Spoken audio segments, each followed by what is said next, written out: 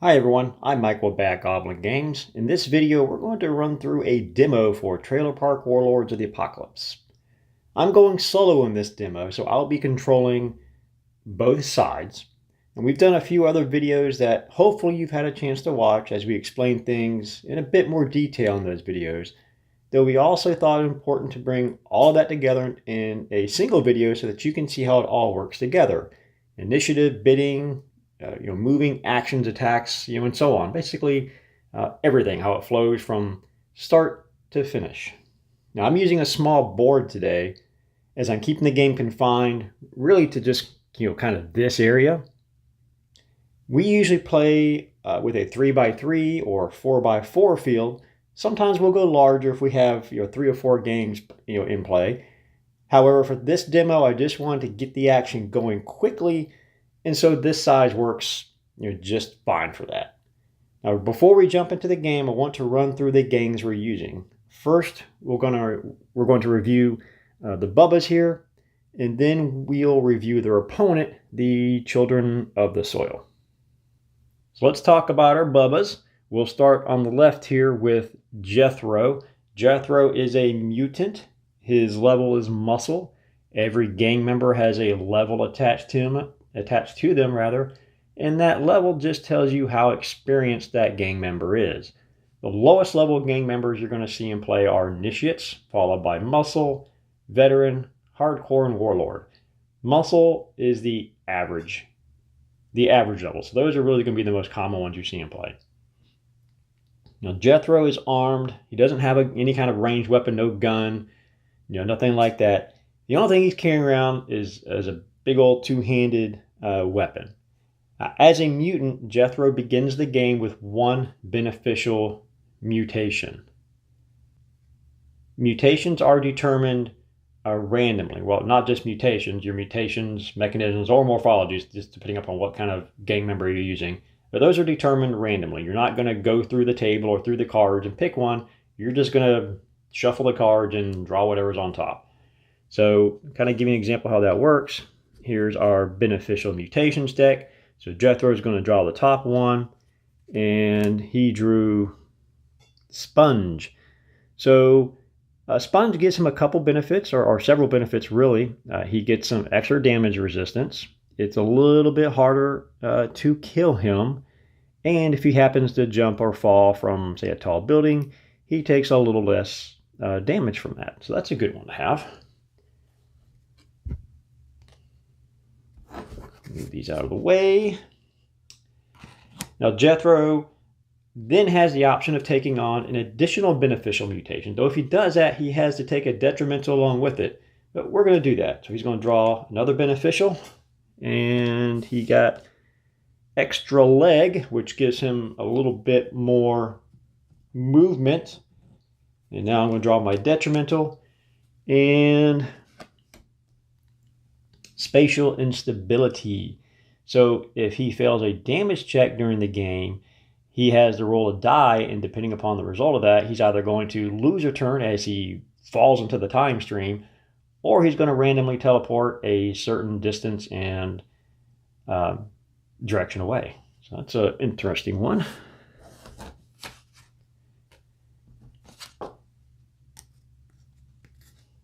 I will say that the combination of Jethro's armor, because he actually does start the game with a little bit of armor, the combination of that and that sponge ability is going to make him pretty durable in this game. It's going to give him a damage resistance of 5, which is on the extreme high side.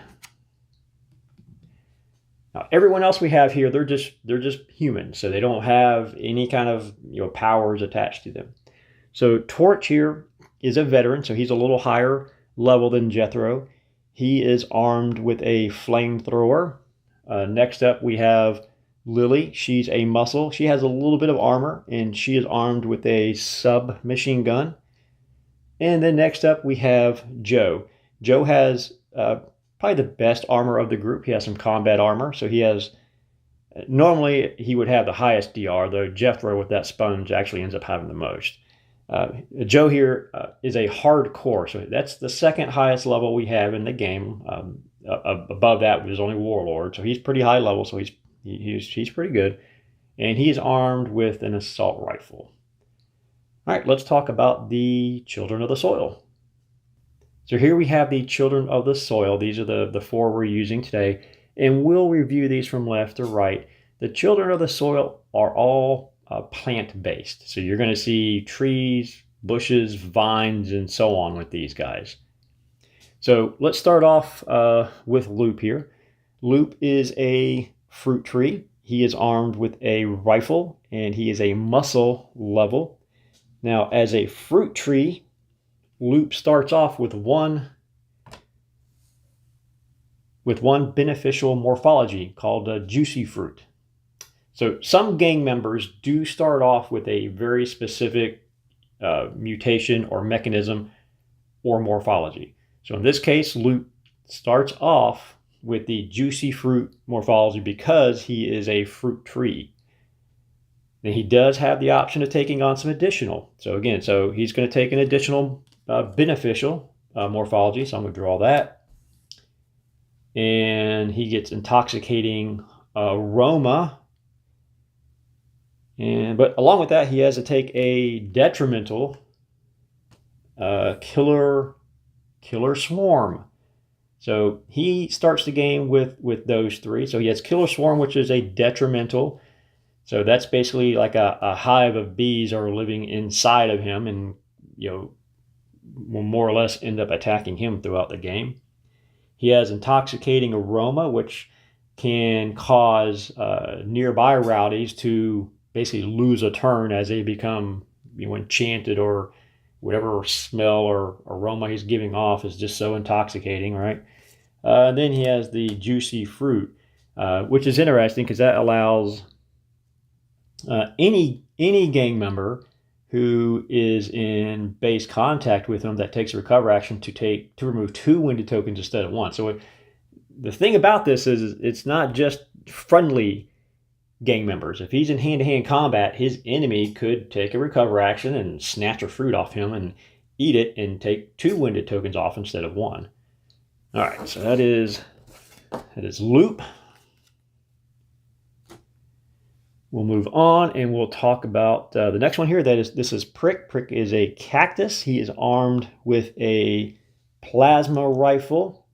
He starts the game with the Thorns morphology, beneficial morphology, which gives him a bit of a bonus when making fighting attacks. We're not going to give him any additional ones though. I think that's probably enough. Next up we have ShamWow. ShamWow is a shambler. So shamblers are really just mounds of vegetation, leaves, basically any kind of decaying plant life they happen to kind of run across is basically becomes part of their body. So they get to be these really large creatures. So he starts off with the humongous morphology.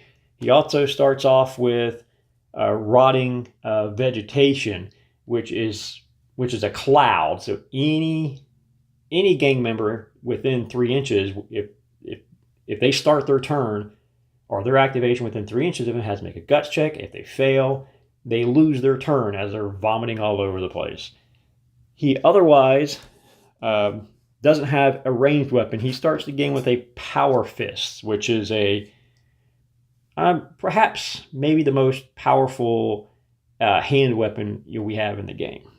Last up, I'm sorry, he is a muscle level, by the way, and Prick is a veteran, sorry. Last up we have Shroomy. He is a mushroom. He is a hardcore, so he is, I guess, the de facto leader of the group. He doesn't have any morphologies attached to him. We're not going to give him any. He does start the game he does have a shotgun, however. Shotguns are really effective in close combat. Not hand combat, but close range. They are extremely deadly. All right, so that's it for the gangs. Let's jump into turn 1. I have already generated the initiative pools. The Bubbas have a 2, 3, 3, and 7. The Children of the Soil have a 1, 2, 6, and 7. I'm not going to bother using initiative dials because I'm just playing by myself. And so the initiative dials, they're pointless here because the point of those is really to carry out that secret or blind bid system. So since I'm just playing by myself, there's really not a point to them. So we're just going to get on with the game with round one. All right, so the first thing I'm going to do is select an initiative die for each side, and the die I choose really reflects my goal here. If I want, say the Bubbas to go first, they're going to select a high die. If I want the Children of the Soil to go first, they're going to select a high die, though I could select a low die. Maybe I want to see what the other side does first, right? So bidding isn't just a matter of selecting your highest die. It's also a matter of it's a tactical decision. You may want to go first. You may want to go last. You may want to try to force your opponent into an action. And so that's where you're going to select a lower die as opposed to a high die. So in this case, the Children of the Soil really want to go first here. So they're going to bid a 7. The Bubbas, we're going to say they're not quite sure what's going on. So they're going to bid a 3. So the Children of the Soil are going to go first. So the first thing I'm going to do here, I'm going to take Prick, and he can move up to 5 inches. He's just going to move a couple inches, behind this cover, and then he's going to take a shot with his plasma rifle right off the bat. So that move was a free action. It's basically, you can always take one action for free. That second action, his shot, his attack, for that, he's going to take a winded token. So we're going to place that winded token on him. And now he's going to make an attack. So the number of dice he rolls starts out at a 4. I'm going to put that dice on him. We know he's gone. His shooting is a 4. And he's going to target Torch here. And that should be well within short range of 12 inches, which it is. So that means his plasma rifle at short range will give him an additional 3 dice. So he's rolling a total of 7 dice. And with a ranged attack, I am looking for 6s. So any roll here that's a 6 or more is a success. I see 1 10. That's a critical hit. So anytime you attack and you roll a 10, that's a critical. It's an automatic winded token on your target. And otherwise, we have 1, 2, 3 successful hits here. Now, Torch has no armor, so he does not reduce any of those successes. So he now makes a damage check.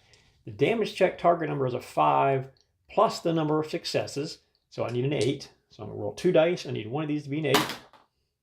And I got it. There's an 8. Only one of them need to be an 8 or more to succeed here. So he did take a winded token for that critical hit, though otherwise he's relatively okay. Next up are the Bubbas. So we are going to move Joe. And I'm going to kind of do the same thing here a little bit here. Joe is going to move over to about right there. And he's going to let loose with his assault rifle. So that assault rifle, that assault rifle has a range of 12 inches, and we can pre-measure. So he can. So Prick is the I guess the closest target. Prick has some pretty good cover at that point. That's why he moved over there. So he may shoot at somebody else. And so everyone's within short range. So he has a couple different options with his assault rifle. If he shoots at one target, the full auto trait of the assault rifle allows him to reroll misses. He also has the option of spreading that attack around. So effectively, he can just take his attack dice and spread them up against multiple targets. In this case, he's just going to try to unload everything into Shroomy there. So Joe has a shooting of 5. So he starts with 5 dice.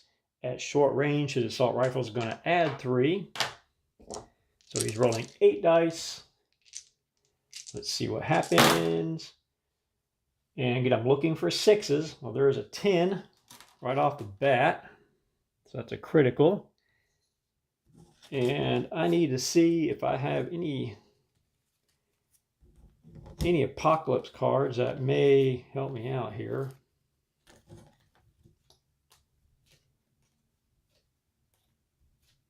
Not really.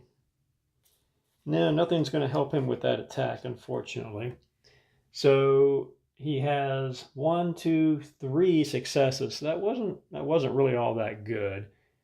So he had 3 successes, and Shroomy has a DR of 3. So he is going to negate all those hits. So DR does not make you harder to hit. Armor doesn't make you harder to hit. It just reduces successes from an attack. So nothing further. He did take that 1 wounded token from that critical hit.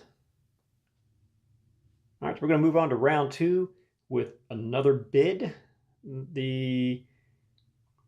Everyone's kind of impatient here, so the plants are going to bid a 6, and the bubbles are going to bid a 7. If the bubbles had the higher number, they're going to go first.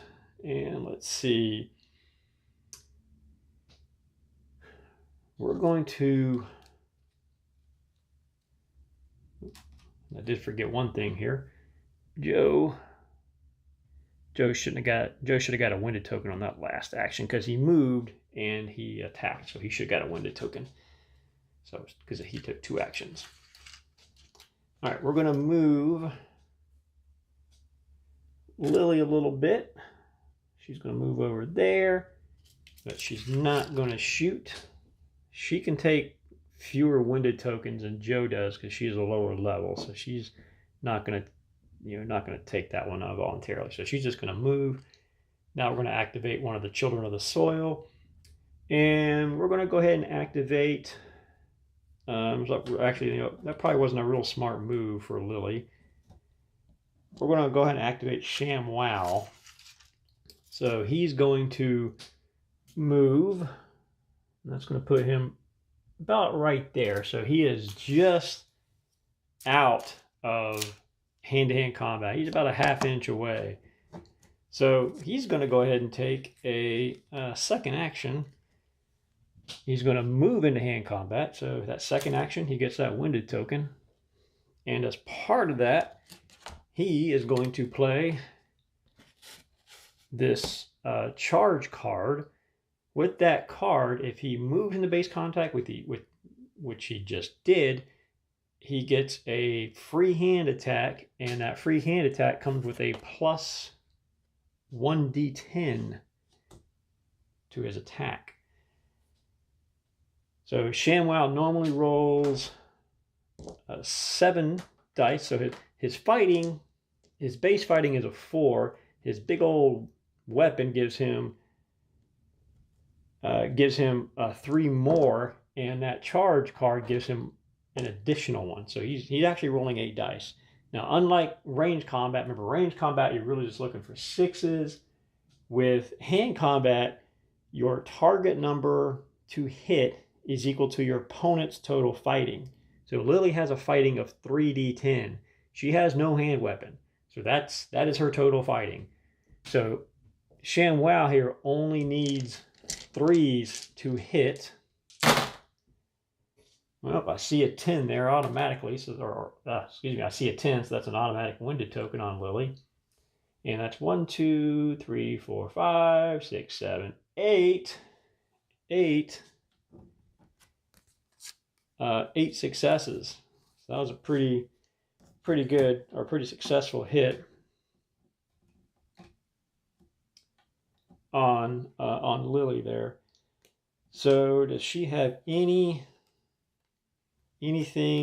to help her?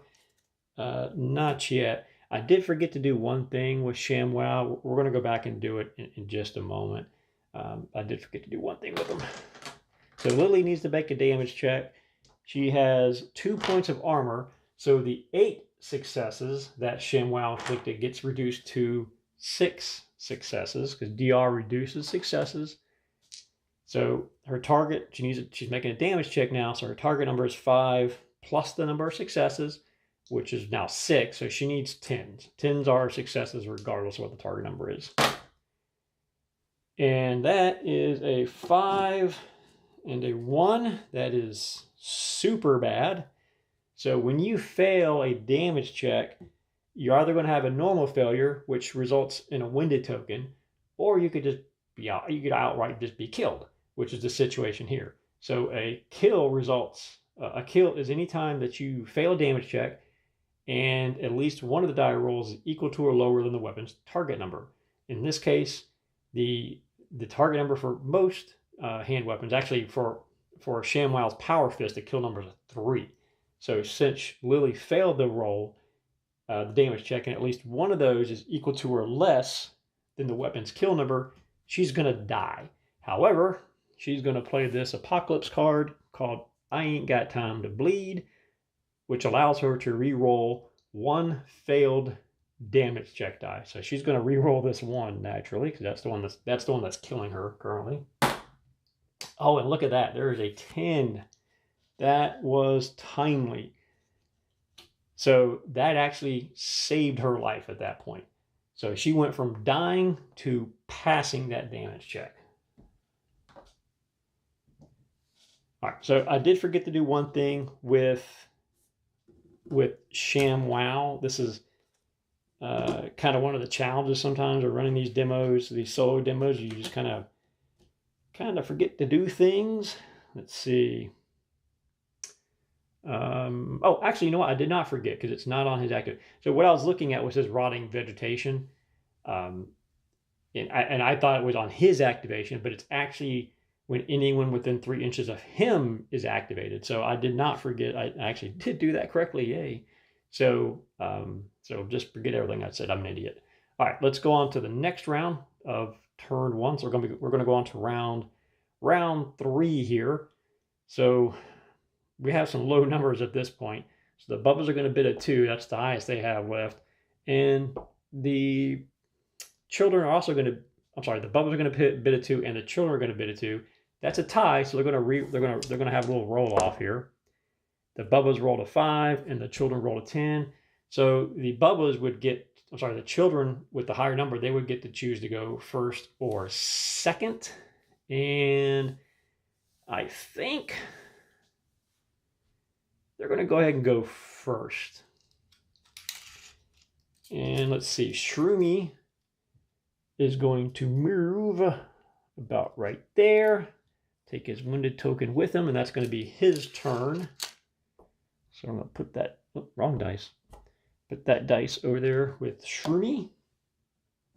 And now the Bubbas get to go. So Jethro sees Lily in some trouble because she's really outmatched with ShamWow there. So he's going to take a move action. And then I'm going to give him a second action. So let's get his wounded token on him. And he's gonna try to pound old ShamWow there. Actually, sorry. Let me back up a little bit. Back up. Right there. He was about right there. So this is where his rotting vegetation comes into play. Sorry.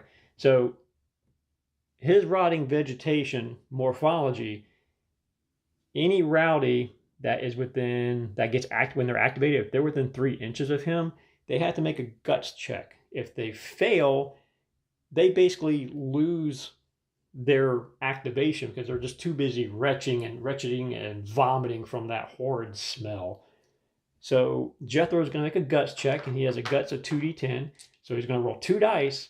At least one of these needs to be a success, meaning a 6 or more. And he rolled a 9 and a 5, so he passed. All right, so he will move into that combat. He's going to take that second action as planned. And now he is going to take a swing at old ShamWow there. So Jethro's fighting starts at a 3, but that big old weapon of his gives him 4 more. So he's rolling 7 dice. And ShamWow has a total fighting of 7. Remember, they're both pretty decent hand-to-hand combatants here. So he's rolling 7 dice. Jethro's rolling 7 dice, looking for 7s. no 10s, and I got 1, 2 successes out of that. ShamWow has a total DR of 0. He has no DR whatsoever. Let's see. Doesn't really have anything that can help him. Okay. All right, so now ShamWow must make a damage check. So the target number is 5 plus the number of successes. Since we have 2 successes, ShamWow needs a 7. There's a 2 and a 10. So he passed that damage check. So he incurs no damage from Jethro. All right, last round. The Children of the Soil have a 1. The Bubbas have a 3, so the Bubbas go first. The only one that has not been activated yet is Torch here. Torch is going to probably stay right there. Let me see. He has a flamethrower, which has a fairly short range, but still within range. It's at long range, but I don't really want to push these guys too much and just throw too many wounded tokens on them. So Torch is going to go ahead and activate. So he has a starting fighting of 4, and at long range, that flamethrower is going to give him 2 more dice. He's going to try to. So the flamethrower is an example of a weapon that kind of has an exception to the rule with range attacks. Normally, range attacks are 6 or more. The flamethrower is what we call an auto hit weapon. So in this case, with the flamethrower, he only needs 2s to hit. So any 2 is a hit. And we have 1, 2, 3, 4 hits. Shroomy has a DR of 3, so Shroomy is getting rid of 3 of those. So let's get the misses out of there. So that's 4 hits. Shroomy's DR gets rid of 3 of those. That leaves 1 success. The flamethrower has a second trait called full range. So it basically attacks everyone within a line up to that 6 inches. But so it's really just going to fall short of prick here. It's really going to stop about right here. If I had moved, maybe I should have moved Torch up, say another couple inches, he really could have attacked both of those with 1 attack. But I didn't really think about that. So let's do our damage check for Shroomy. There's 1 success here, so he needs 6s. There's a 7 and a 2, so he passed. Good job, Shroomy. All right, the last one to activate is old Loop back here. Loop has a detrimental morphology called Killer Swarm. So if he's not in hand-to-hand combat with somebody, these bees that infest his body get kind of aggravated, irritated, whatever, and they swarm him and they just kind of start stinging him all over the place. So that's really an attack on Loop. So that attack is 4 dice, and Loop has a fighting of 3. So those bees are going to attack Loop. And that is 3 successes, because Loop only has a fighting of 3, and Loop has no DR. So that's 3 successful hits on Loop. So he needs to make a damage check of 8. Oh, there you go. 8 and a 7. So he passed. So he can continue on with his turn now. Loop has a rifle. Let's see. I don't know. He can target Joe, or he could target Torch here. Really, he can target any one of these 3. And that line is going to go between him and Shroomy's basically in that line, so he would be a -1 D10 for that. Torch, there's a couch here in between that line, so that's going to be a -1 D10. And if he shoots at Jethro, Jethro is locked in hand combat, which is also a -1 D10. So really, no matter who he shoots at, he's losing a D10. Let's check for range. They're all within range, too. Who would he shoot at there? We'll just shoot it at old Torch there, just because. So let's build our pool here.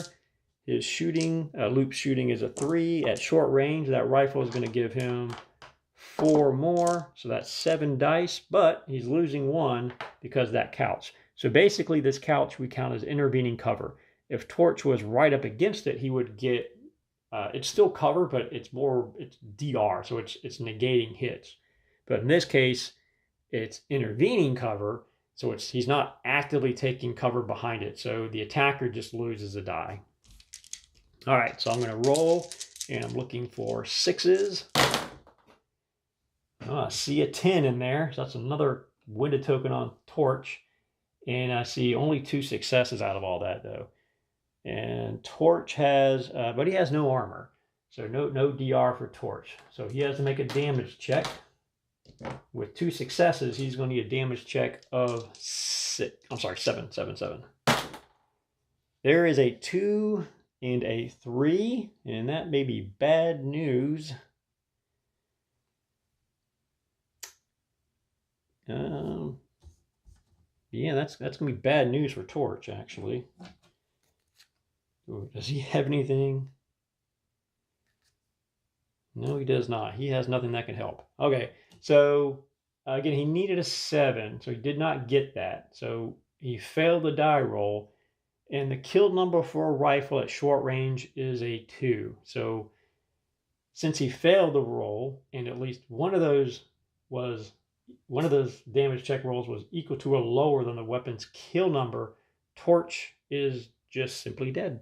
So Torch is removed from the game. And that means the Bubbas also lose an initiative die. So they're only rolling 3 dice now instead of 4. All right, well that is it for turn 1. I'm going to take the rest of these initiative dice off.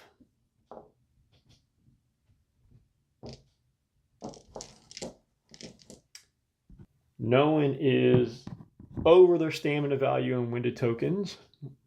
Got 1 die. So last thing I need to do is draw back up Apocalypse cards, and you should always have 5 at the end of the turn. If you have less than 5, you're going to draw back up to 5. And I only played 1 per side that time. All right, that's it for turn 1. We're going to go on to turn 2. We're picking up turn 2. I've generated the initiative pools for both sides. Bubba's have a 3, 6, and a 10. Remember, Torch died last turn, so they're only rolling 3 dice now instead of 4. The Children of the Soil have 6, 6, 10, and 10. So pretty good rolls for both sides, really. So now again, we have to kind of look at the situation and decide what we want to do.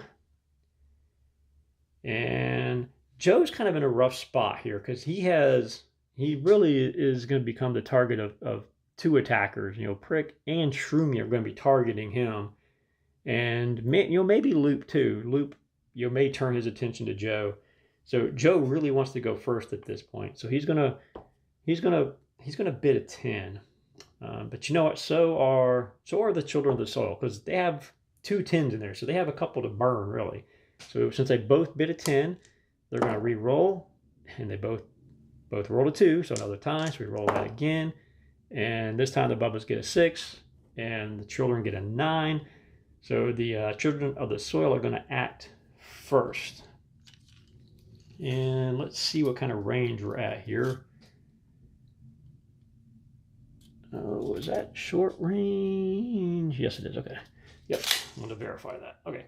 So we're going to go ahead and activate Shroomy first. He's going to level that shotgun at Joe and take a shot here. So at short range, that shotgun is really effective, especially in the hands of Shroomy, because Shroomy is a pretty high level gang member. So he has a shooting of 6. So he's starting off rolling 6 dice. And at short range, that shotgun is going to give him 5 more dice. Now, Joe is going to play a Fumble Apocalypse card.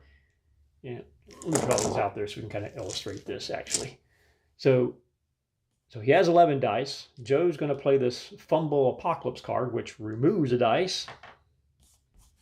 So it reduces it down to 10.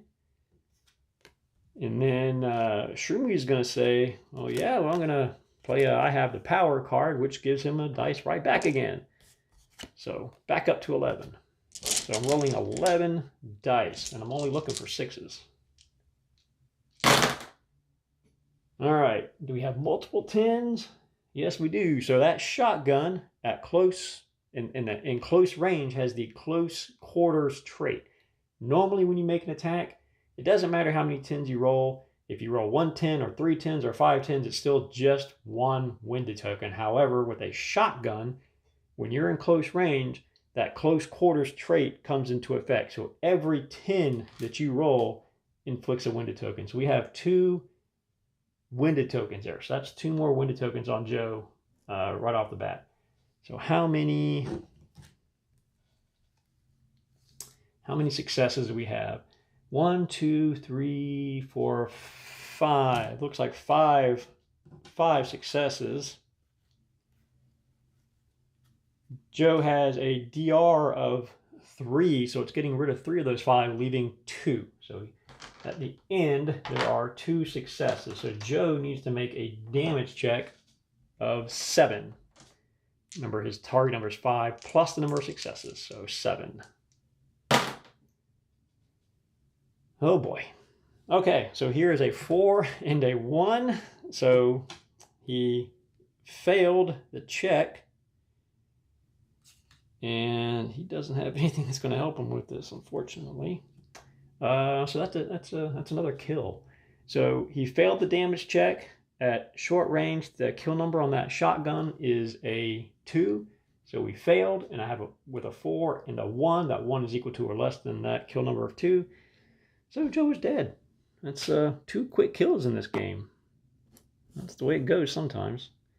So things are not looking too good for the Bubbas. So the only 2 they have left here are locked in hand combat with ShamWow. Wow, that's not going to be good for him.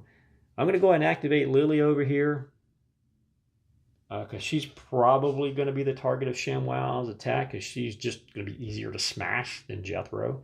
So she's going to let loose with her submachine gun. Her shooting is 3, so she starts with 3. At short range, she gets 3 more with that submachine gun. Does she have anything that can help her? No, she does not.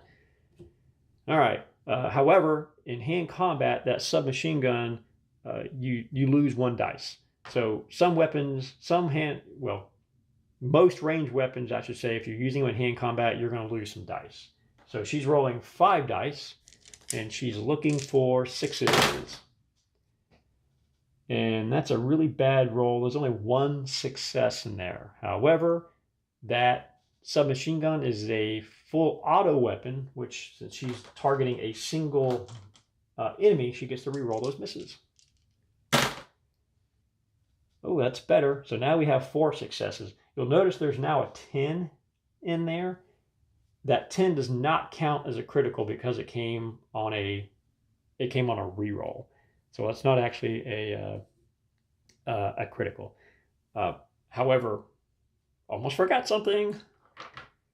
She is within 3 inches of ShamWow when she is activated, which means she has to make a guts check for his rotting vegetation morphology. So her guts is only a 2d10. So all this I just did may not actually count. All right, so I'm going to roll.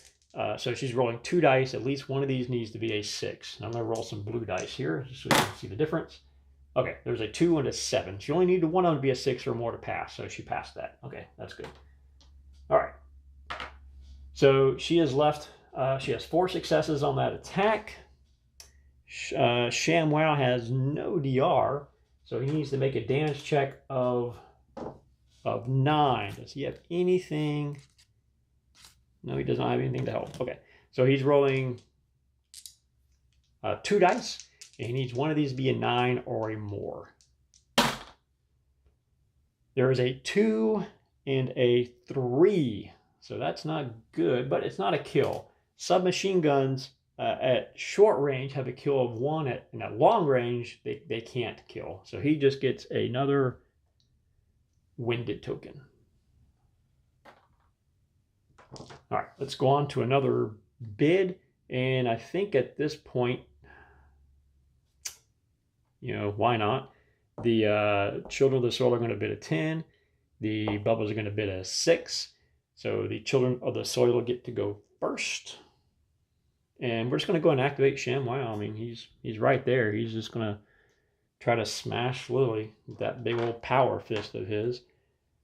So he's rolling 7 dice, and Lily's fighting is only 3. So he only needs 3s to hit her. There's a 10. So that's a wounded token. And that's going to be 1, 2, 3, 4, 5, 6. I'm sorry, actually 1, 2, 3, 6. 6 hits on Lily. Lily does have a DR of 2, so that's going to reduce it down to 4 hits. So she needs to make a damage check of 9. And I'm just looking at the Apocalypse cards again. You do want to consult your Apocalypse cards on a regular basis. The point of these cards is for them to be played often. If you're kind of holding on to and waiting for the right moment, you'll miss some opportunities. So Lily needs to make a damage check, and she needs a 9 here. There's a 7 and a 3, and I feel like I'm repeating myself at this point. That's another kill.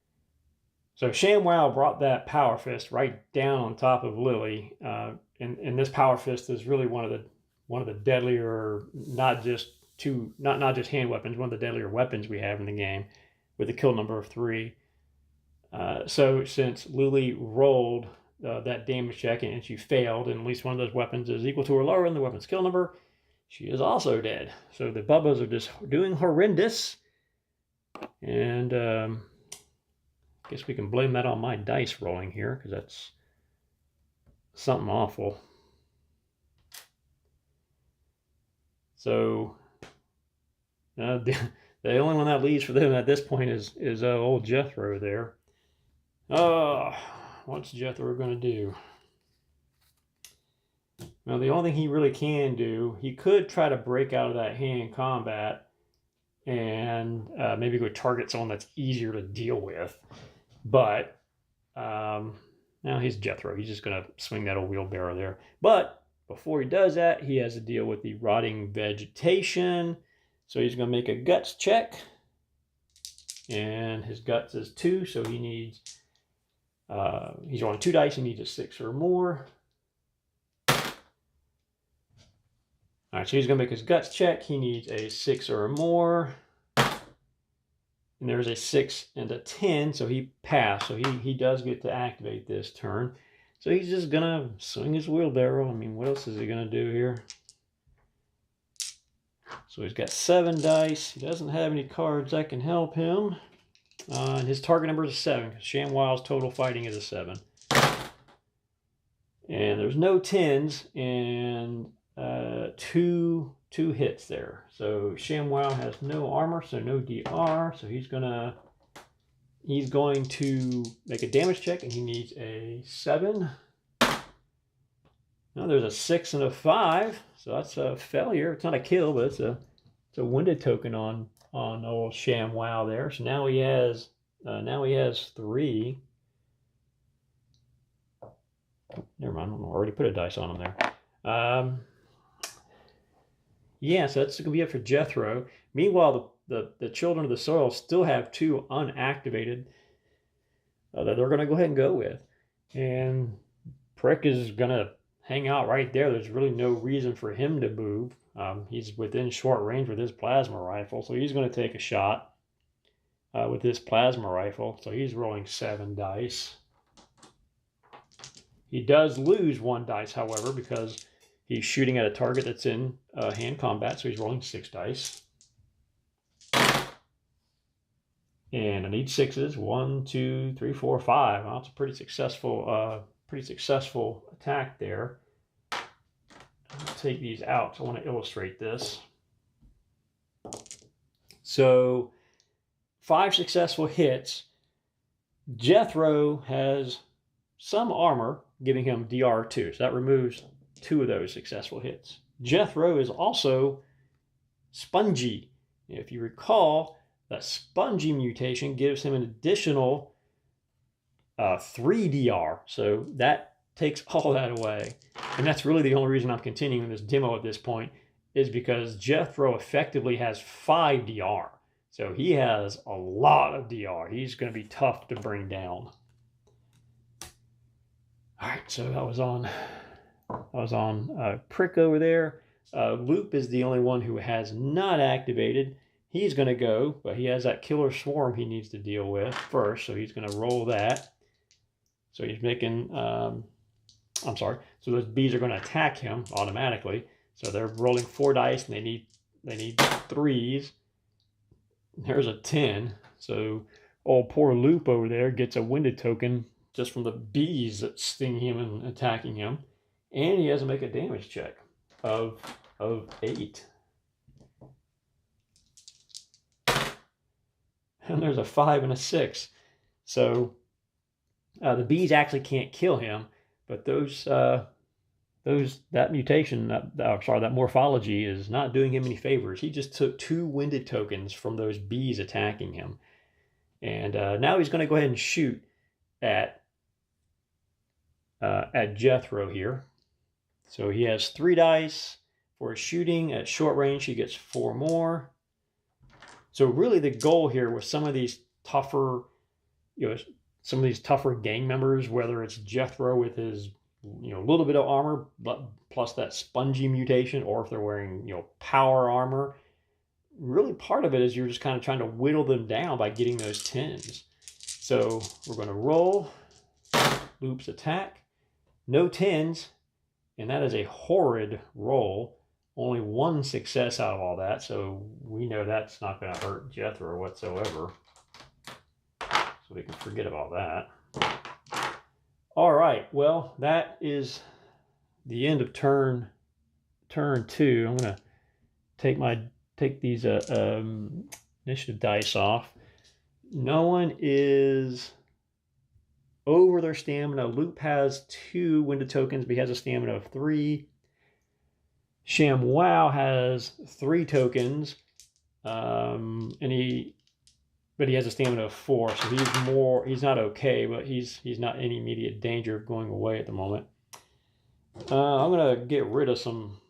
So at the end of the turn, you can discard 1 Apocalypse card, plus 1 for every gang member that you had die. So I'm going to get rid of a couple of these cards for Jethro to try to get something a little bit that might help him out a little bit here. Oh, okay. Well, he actually got a couple decent ones. So he got Energy Drink. So that allows him to remove 1 D10 winded tokens. He's not going to use that just yet, though. He's going to wait till he gets 1 or 2 more. And he got I Have the Power, which gives him a bonus to an attack. So he actually got a couple good cards out of that. And let's go through the Children of the Soul. I'm going to discard 1, and then so they're going to draw up a couple more. Okay, pretty good cards. They drew Drive-By, which gives them a free shooting attack at any point during a move. And but wait, there's more, which gives them a free action. So both of them drew some pretty good cards there.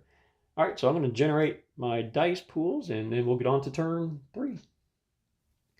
We are starting turn 3. Things look really bleak for the Bubbas. They only have 1 member left, and that's Jethro. Meanwhile, the Children of the Soil is still hanging strong. They still have everybody in the game. The only thing that's really keeping this going right now is Jethro is just extraordinarily hard to kill with his armor plus his Spongy mutation. If he didn't have Spongy, he would probably be gone within the next. He would probably be gone this round, is my guess. All right, let's go ahead and bid. So obviously only 1 dice for the Bubbas, a 6. The Children are going to go ahead and bid their highest one at this point, which is a 7. So they're going to go first. So ShamWow's going to try to, smackle Jethro there. Does he have anything? Not at the moment. 6. So he's rolling 7 dice, and he needs a 7. There's a 10. And that's going to be 1, 2 hits. However, we've already kind of established that Jethro has an effective DR of 5, so that doesn't do anything. But he did get that 10 from that critical. And that's kind of what you have to do sometimes when you get these really, really tough creatures, or gang members rather, is just kind of, you're almost whittling them down to a degree. Now ShamWow's not done. He's going to go ahead and play the but wait, there's more. So he gains an immediate free action. And he's just going to go ahead and attack again. I mean, maybe he gets lucky. He gets that other 10. Hey, there we go. There's another 10. Looky there. So that is going to be 1, 2, 3. 3 hits. But again, Jethro kind of absorbs all that. But he did get 2 more winded tokens on him. So that's kind of what you're looking to do at this point. All right, Jethro is going to go next. He's going to swing away with that old big old wheelbarrow of his, and he's going to use his I have the power card, so he's going to be rolling an extra dice. So he's going to be rolling 8 dice.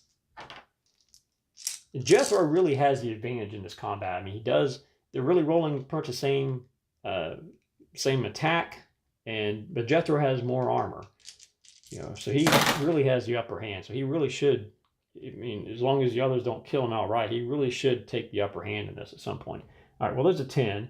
So that's another winded token. And how many he's got? That's going to give him 4. So ShamWow now has 4 winded tokens. So he's pinned. Oh, and actually, I messed up on that. I'm not going to bother re-rolling. But Jethro is pinned as well. So Jethro has 3 stamina, and he has 3 tokens on him, which means he's pinned. Pinned gives you -1 to your fighting, -1 to your shooting, guts, and speed. So I should have rolled 1 fewer dice on that attack, but I'm not going to bother re-rolling all that. So I needed 7, so I got 1, 2, 3, 4. 4 successes. And ShamWow has no armor. So he needs a 9 on this damage check.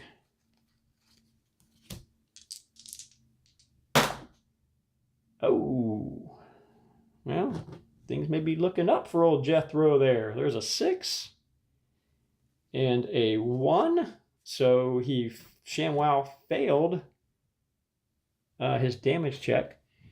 And I forgot to do something. I forgot to do the whole rotting vegetation. Let me roll that.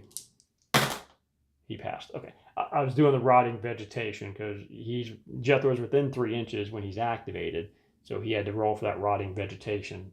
But he passed his check, so he's okay. All right, so back to the damage check. ShamWow rolled a 6 and a 1. The kill number on that 2-handed weapon is a 2, so he failed the check. And he rolled less than or equal to the kill number. So old ShamWow is dead. So we'll take him out of the game. So Jethro, I don't know. Can Jethro mount a comeback here? I don't know. What do y'all think? Take these off. All right. So at this point, it's just the rest of the Children of the Soil going. We'll go ahead and do Shroomy. I don't know if it really matters what order we go here. So he's within short range. So he's rolling a lot of dice. He's rolling 11 dice. 5, 6, 7, 8, 9, 10, 11. And he needs 6s. And, well, there's 1 10 in there. He's really hoping to get a whole bunch of them, right? That close quarters. But that's 1, 2, let's see, 3, 4, only 4 successes. That's it. Oh my gosh, that's not very good. All right, so 4 successes, but we know how tough Jethro is at this point, having an effective total DR of 5. So he did get another winded token though. So now he has 4 winded tokens, and his stamina is only a 3. So he could be leaving at the end of this turn. He could just be hightailing it out of here. All right, we'll go ahead and just kind of go down the line here. We'll go do Prick next. Prick has no desire to move from behind that barrier. I mean, he saw, I mean, if he just saw Jethro smash ShamWow with that wheelbarrow, he's not going to want to run out there and have to deal with that. So he's just going to stay right there behind the relative safety of that barrier and take a shot at old at Jethro with his plasma rifle. Looking for sixes. There's no tens, but there's 1, 2, 3, 4, 5. Nope, 6. Actually, there's 6 hits. 1, 2, 3, 4, 5, 6. Yes, I can count. It's amazing. So 6 hits. Jethro has an effective DR of 5, so he got rid of 5 of those, but did leave 1. So he has to make a damage check. He needs a 6. Could it happen? Oh, look at that. There's a 10 and a 1. So close. And he lives. All right, we'll put that token on him. And last up, we have Loop. Loop has to deal with his killer bees because he's still not in hand combat, but he really doesn't want to move into hand combat. I guess he'd rather deal with the bees and deal with Jethro and the wheelbarrow of doom there. So he's just going to shoot him with his rifle. So he's going to be rolling 7 dice. Looking for 6s. Well, there's another 10.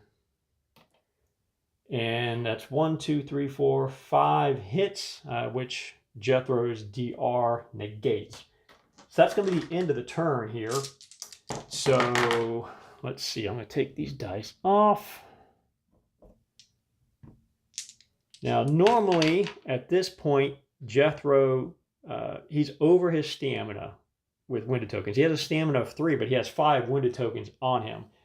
So normally he'd be making a check right now to be removed from the game. However, he is going to go ahead and use that energy drink card and see if he can get rid of some of those. So this allows him to remove 1 D10 wounded tokens. So as long as he can get rid of 2 of those, at least 2 of those, I should say, he's okay. I mean, he's not okay, but he's still in the game.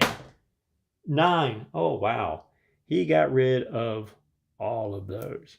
I don't know what he just chugged down, but he's feeling good. All right, so we'll discard that. I'm going to look at my Apocalypse cards again. I don't really care about that one, so I'm going to draw a few more. Oh, that's a really good one.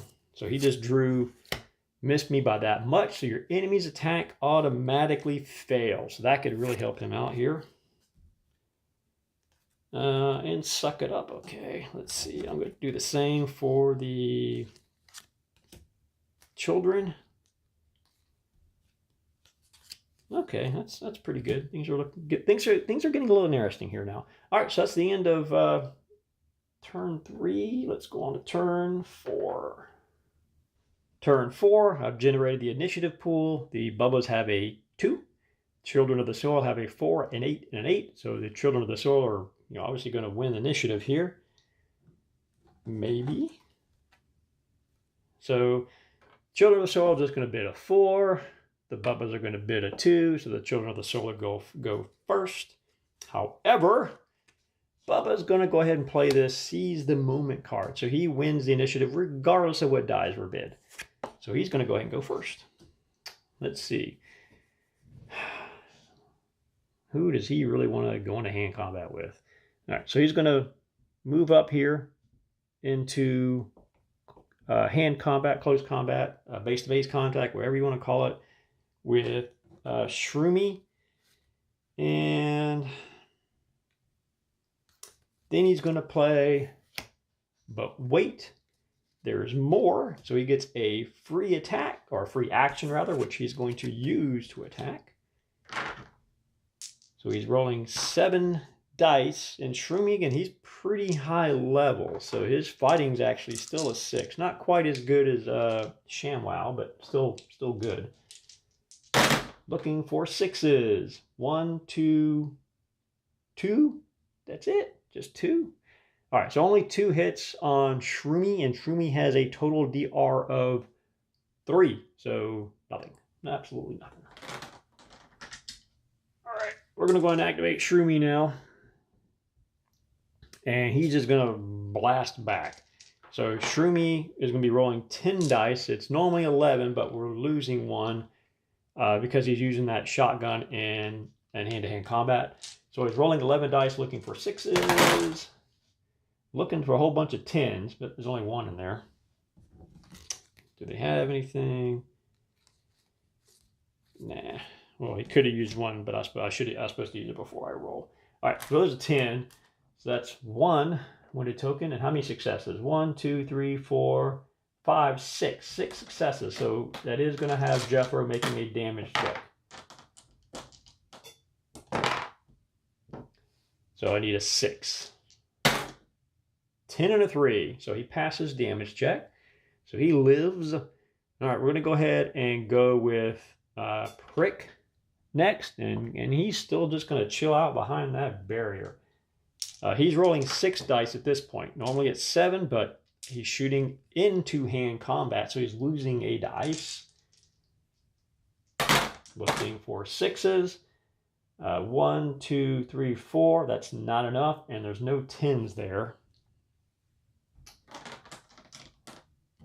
And last up, we're going to have old Loop go. First off, he gets attacked by his bees. They hit him 3 times. And so now he needs a damage check of 8. 7 and 2. So he failed it again. So that's now 3 winded tokens on old Loop there. And his stamina is only a 3. So he's at a -1 kind of across the board here. So let's see. He's going to go ahead and shoot now. But at that -1, he's only rolling 6 dice at this point. Actually, 5. So he was rolling 7, but now he's losing 1 because he's pinned. And he's losing another because he's shooting into hand combat. So he's rolling 5 dice. Now there's a 10. But that's not enough hits otherwise. It's only 1, 2 hits. Okay.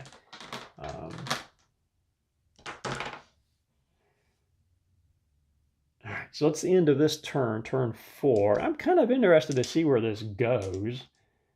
Yeah, I may actually be rooting for Jethro at this point. I'm not sure if that's bad or not, but I may actually be rooting for Jethro. All right, so I took the dice off. No one is over their stamina. Loop is right at the border there. Let's see. The children are gonna discard 1 Apocalypse card. Ooh, that's a really good one. They just drew I'm Not Dead. So that allows them to convert a kill result into a wounded token. So that's a good one to get. Jethro is going to draw a couple more.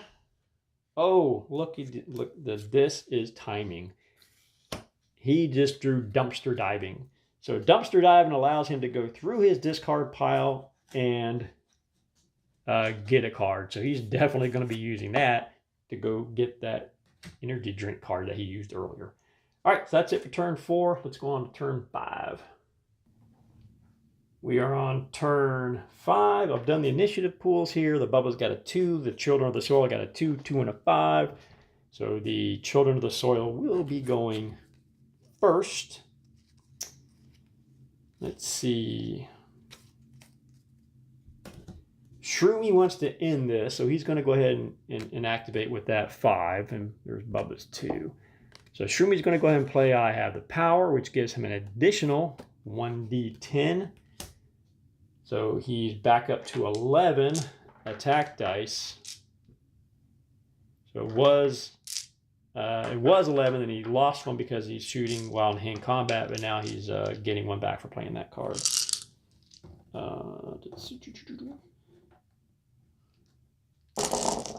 The Bubbas, meanwhile, Jethro went ahead and played this Dumpster Diving card. So they're going to go through their discard pile and grab that energy drink card again. All right, so Shroomy going to attack. And there's a 10. How many successes in there? 1, 2, 3, 4.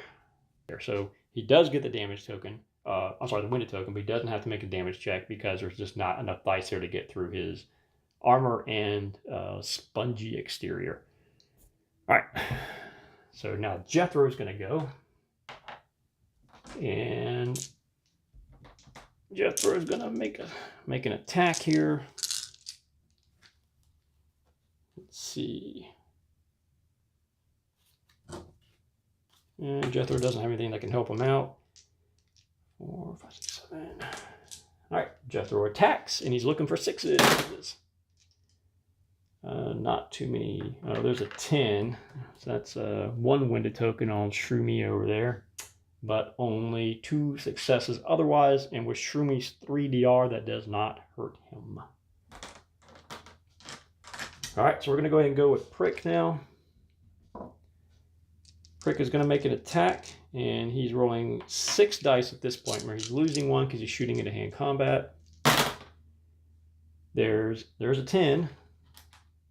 So, just a moment ago, at the end of the last turn or so, Jethro was at 5 winded tokens, and he got rid of all of them with that energy drink. Now he's already back up to 4. So he's really getting pounded here. But there's not enough successes there otherwise to get through Jethro's armor. All right, now we're going to go with Loop. But again, he's still not in hand combat, so those bees are still just stinging him and all over the place. So they're going to attack him first. There's 4 hits on poor old Loop. And so he needs a damage check of 9. And he failed again. So that's 4 winded tokens. So Loop has 4 winded tokens on him, and the only thing that's hurt him are the bees that are living inside his body. He hasn't been hit by anybody. None of the bubbas have actually hit him. It's simply been those bees. All right, so let's see. But he does get to attack, so he's going to go ahead and roll his attack, and it's going to be 6 dice at this point. He's losing 1 dice because he's shooting into combat. I'm sorry, losing 2 dice. He's shooting into combat, and he's pinned. No 10s and no successes. So Loop must be really having a rough time with those bees. All right, that is the end of the turn. Jethro is going to go ahead and use that energy drink again. So he's going to remove 1d10 winded tokens. 9 again. Wow. All right. So Jethro is just like a raging machine at this point. Loop is also... I'm sorry. Loop is also... he's over his stamina. He has a stamina of 3. And he has 4 winded tokens, so he has to make a guts check. Does he have anything to help out with this? No, he does not. Okay.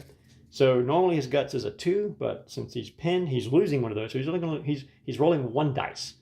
He needs a 6 or more. If he passes, he stays in the game. If he fails, he is gone. He rolled a 4, so he's gone. He just turns and flees. So you can imagine Luke just kind of running away from the battle, trying to get away from all these bees that are infesting him. I feel sorry for him. All right, remove these dice. And I think I'm going to call it there. It'd be interesting to see how it turns out. And I may go ahead and play it out and just kind of tell you at the end how it goes. But I don't know if I really want to record the rest of this, because I don't want this to be way, way too long here. So I'm going to stop the recording now, and I might just kind of play it out and then kind of tell you how it goes. All right, so I did go ahead and play out the remainder of the game, and it went kind of how I expected here. So if we recall, Jethro got up to 5 winded tokens, which means he's over his stamina, but he had that energy drink card. So he rolled that. That gets rid of 1d10 winded tokens. He rolled a 9, so he got rid of all of his winded tokens. At the end of the turn, he pulled more Apocalypse cards, and he got dumpster diving, which allowed him to go through his discard pile, and pick out a card, which of course he's going to pick energy drink. So he picked energy drink again. At the end of that turn, he was back up to 5, I think, winded tokens again. So he used energy drink, got rid of all of them again. But then at the end of the very I think 2 turns later it was, yeah. At the 2 turns later, he was back up to 5 wounded tokens, as you can see. And he had no means of getting rid of them at this point. So he had to make a guts check. Normally his guts is 2 dice, but since he's pinned, he loses 1. He played the Suck It Up card, which gives him another dice. However, the Children of the Soil then played Tap Out, which removes 1 of his dice. So he's rolling a 1d10 guts check, and he needed a 6 or more, and he rolled a 5. So he was removed from the game at the end. So he actually didn't do that bad. I was kind of rooting for him at the end there. He was really outgunned. Your torch went down quickly. Then Lily and Jethro. He took out ShamWow, which is pretty impressive.